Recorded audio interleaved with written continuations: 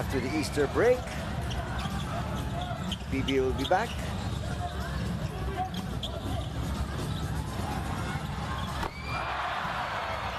Four-point play, yes! They're trying.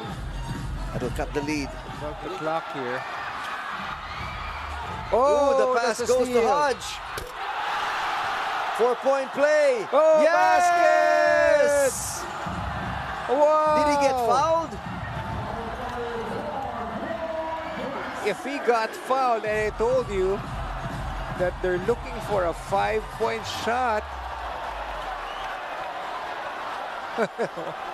What a turn of events here.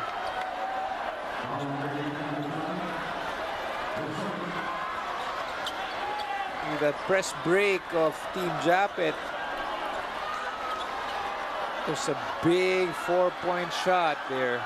Did they call a foul? There is, right there.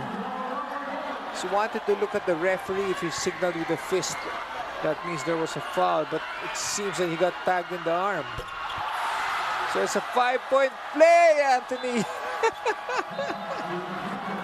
Wow. Are we going to overtime here? Well, they're celebrating, but at the end,